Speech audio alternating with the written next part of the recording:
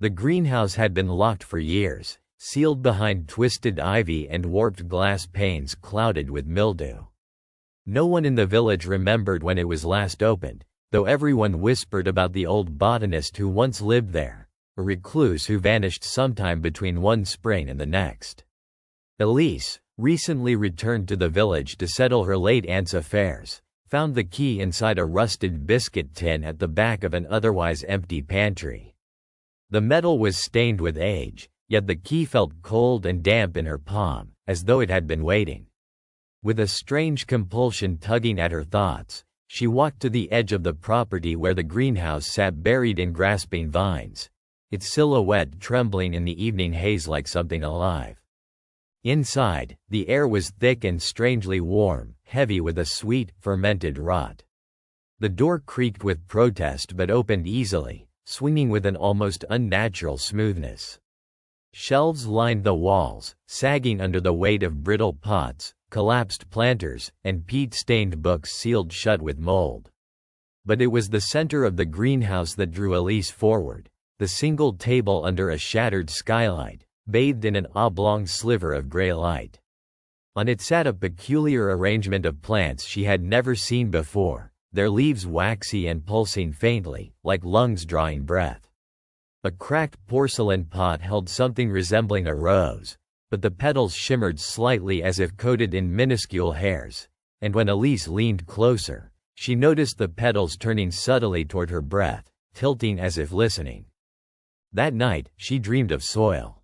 Wet, sucking soil that climbed her ankles and filled her mouth as she knelt, planting seeds that pulsed in her hand like living hearts. Whispers bloomed from the ground, guttural and soft, weaving phrases from no language she knew. She woke to find her hands stained with soil beneath her fingernails and a fine trail of mud leading from the back porch to the greenhouse door. Shivering, she bathed and tried to convince herself it was sleepwalking, though she hadn't done that since childhood. Yet she couldn't shake the vivid pressure of words spoken in that dream, nor forget the lingering feeling that something had burrowed inside her as she slept, not into her body, but into her thoughts. The days grew stranger after that. Her reflection shifted when she wasn't looking directly at it, catching expressions that didn't belong to her, tight-lipped smiles, flinches of fear, eyes widening with recognition before smoothing back into stillness. She no longer needed to use the key. The greenhouse door stood open from morning to dusk as if inviting her back. When she stepped inside, the plants had rearranged themselves.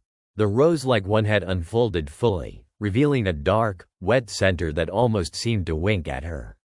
Near it, a row of saplings had sprung up overnight in a pattern that seemed deliberate. Elise started keeping a journal, but even her handwriting looked alien, looping lines that veered off into nonsense. She would wake to find entries written in ink she hadn't used, describing things she didn't remember seeing, names of people she hadn't met, places she hadn't been. Her world narrowed. The villagers avoided her now, their glances skimming over her like water over stone. Gossip fluttered on the wind, nervous talk of lights in the greenhouse that flicked on at dusk though there was no electricity, and animal bones found arranged in spirals nearby. Elise felt a swelling knowledge growing within her, like roots threading through her skull. She began to understand the plants' silence, the language in the way their stems turned and leaves curled. In their presence, the ticking of clocks stopped. Time melted, reshaped itself into looping rhythms that echoed the rise and fall of sap. Each evening, she found herself outside without remembering the walk there, dirt-stained and humming a tune she didn't know she knew, feeding things she couldn't see just beneath the soil. One night, after another blackout stretch she couldn't recall, Elise awoke standing in the center of the greenhouse, her fingers sticky with sap, clutching something that pulsed like a small wet stone. Her breath caught. She couldn't say how long she had been standing there, or if the thing in her hand had been drawn from the earth or her own body. The plants were utterly still. Then, from the far corner, beyond the leaning shelves and curling vines, she saw movement, something tall and thin unfolding from beneath the floorboards, rising slowly with a creak and whisper of settling roots. She blinked once, then twice, trying to fix her eyes on it, but it never quite stayed in focus. And then, somewhere in the back of her skull, it spoke.